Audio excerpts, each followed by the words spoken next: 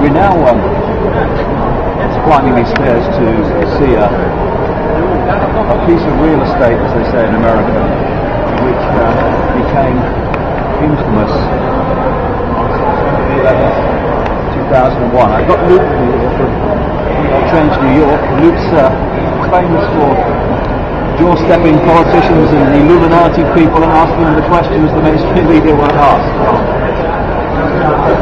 He would, make sure bills in Congress would not get passed that would help first responders. He would cut unemployment benefits. He would cut as much as he could of service and help for the men and women that gave everything, put their lives on the line and pretty much gave everything up to help rescue people.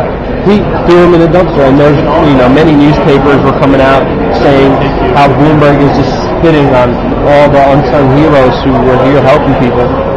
And ever since then, he's been a huge thorn in all the first responders. Right. I mean, what does that say? That's what I've been saying for years. These people have no empathy, no ability to empathize with the consequences of the lives, of the suffering, and the difficulties of others. They don't give a damn. They have no heart, and that's why they can do this and blame it on Arab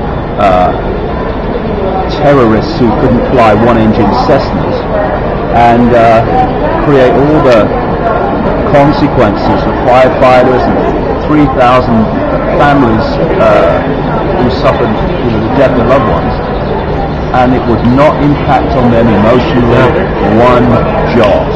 They're not like the rest of us. They're not like the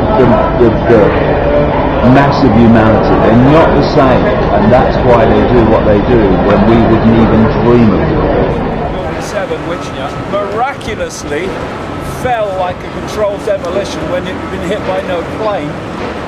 And Larry Silverstein, the guy called Frank Lowy, bought the lease to the World Trade Center just before 9/11, when it was a diabolical business deal on the face of it, because these were known as what, white elephants? Yeah, the big white elephants filled with asbestos.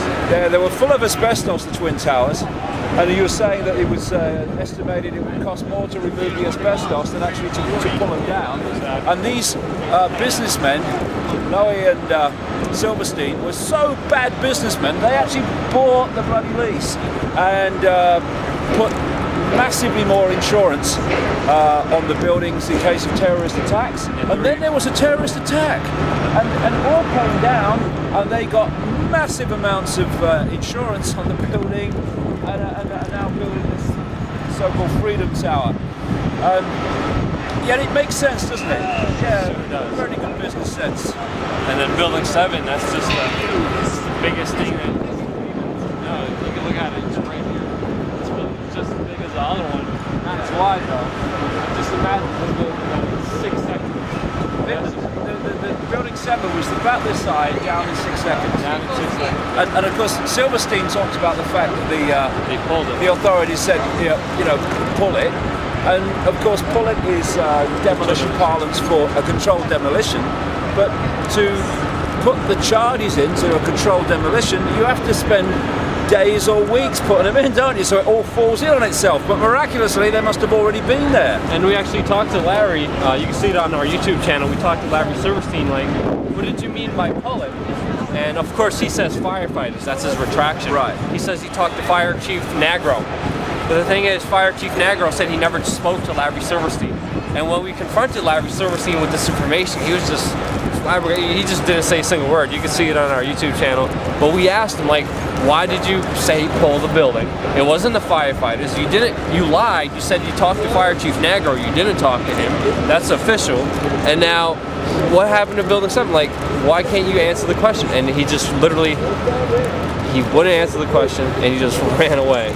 Because he couldn't answer the question without accepting that he's a bloody liar. Yeah, I even came to him, I was like, a lot of people have a lot of conspiracy theories. A lot of people say you did something wrong.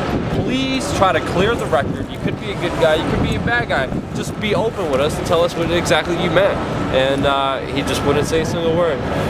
What he's done that television interview, he said pull it, and then he's realised he's made a massive error. Yeah. What's this guy walking up and down? So that's the new guy. The other guy behind him. That's kind of funny. He's coming around the back here, this cop. It's like looking at us like, we're having a chat. It's a camera. You know, chill out. Yeah, that's actually a newer guy, though. The other guy. The other guys know you. You're saying that you get on quite well with them now. Yeah, a lot of the guys are very very good. Very respectful, very friendly. You know, there's one or two that always get mad, but it's been a huge difference when they pat you on the back and congratulate you and they thank you. This is a big part of it. When those in uniform and in the dark suits of administrating the system, when the penny starts to drop with them, you know, the house of cards starts to loosen. Yeah, But they've got to have the guts to do something about it, not just no, but. They can't use people against people.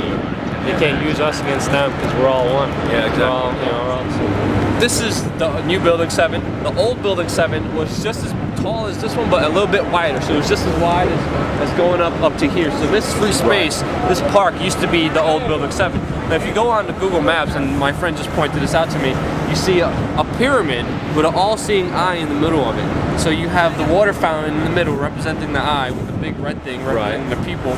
And then you just have this pyramid that represented the old Building 7, well, it was part of it. So this little park that they erected, and surprisingly they made a little pyramid right where the old, And of course, for people who are new to this, the all-seeing eye, which you see on the dollar bill, is a classic symbol of this network of bloodlines. And so they put a pyramid, an all-seeing eye, actually not what is now with this building, but what would have been the building on which Building 7 was standing. And then by the subway station, you got the eyes everywhere, right along this subway station. Like if we go just down here. Okay. This is the subway station right next to Ground Zero, and you were saying, Luke, that these eyes were put up after 9/11, right? Yeah, these eyes were put up after 9/11. There's even like a big eye monument further down over there. But these eyes are everywhere you go, especially only in this train station. Right. No other train station, 400 of them in New York City, has these eyes as this one does. And the eye is one of the classic symbols of this network of bloodlines. And if you go far enough back, the ancients used to symbolize the non-humans, shall we say, the extraterrestrials, whatever you want to call them, as the watchers. And they used to symbolize them as an eye. And all the way through thousands of years this has come. And here it is. Why would you put eyes on a subway station, what we call a tube station in London, after a inside job by the network whose symbol is the eye? Why would you then put eyes on this station? Because they're laughing at us, taking the piss, and the symbolic but not for bloody long. Yeah. And the symbolic eye by Building 7 as well. Yeah, and the eye you told us about Building 7, yeah. Look at the monuments over there. What, the eye of the monument? There's like a little, it's weird. It's like a whole globe. There's like an eye over there.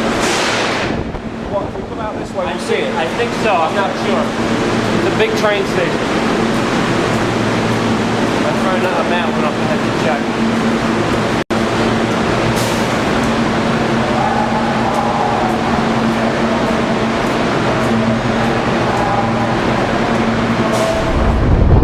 Queen Semiramis, Ishtar from Babylon, holding the flame of Nimrod, telling America that they're having liberty there.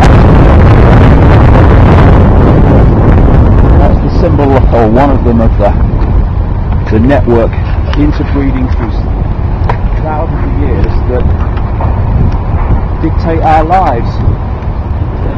Right, well here we are actually in Wall Street, and like I say, it reminds me so much about of the City of London. Over there is the New York Stock Exchange, and you know, when they built these major buildings to do with finance, etc., I mean, that gives you it's got a feel of Rome or Greece, and you look in London at the Bank of England and other buildings in that area, you see the same thing. Round here we've got, again, the pillars, giving it the same feel, and that's not an accident. This is architecture put there by design, because it symbolizes and reflects something in this network of families.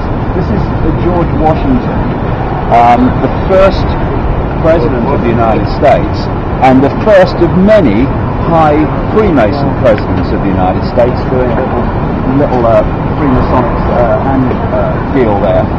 And here, Luke was telling me this is where the first Bill of Rights was signed, right? Yeah, first Bill of Rights was drafted. It was drafted. So this is the first congressional hall in United States history. This is where George Washington first took his oath, and then they had to move it later on to Washington D.C. But this was pretty much where the Bill of Rights were started.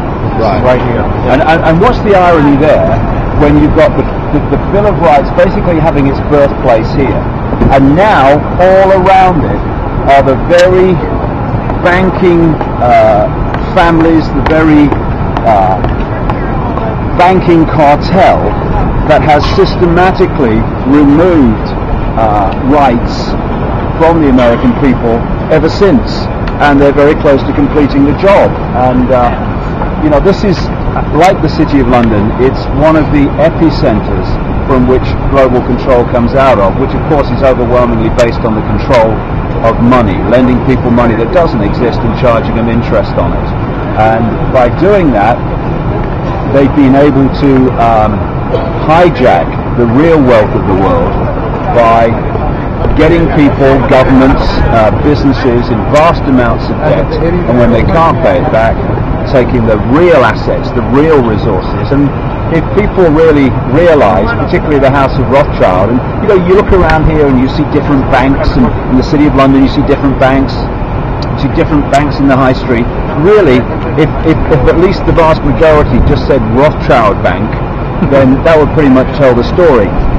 And what the Rothschilds have done by lending people or countries money to fight wars after engineering the wars to happen, and then when the different countries funded in the wars by the Rothschilds then destroy each other's countries or whatever, the Rothschilds then lent more money to rebuild the country, and in this way they own countries.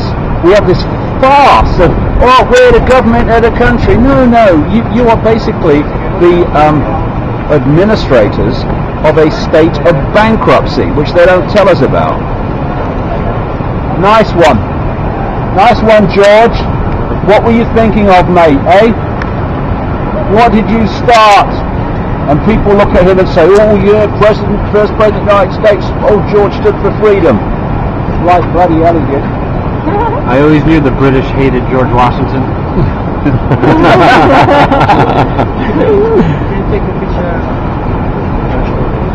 You're going to be a real tourist. I've got to be a real tourist. About the Freemasons being infiltrated by the Illuminati. Yeah, there are some letters in which he talked about that. Yeah, but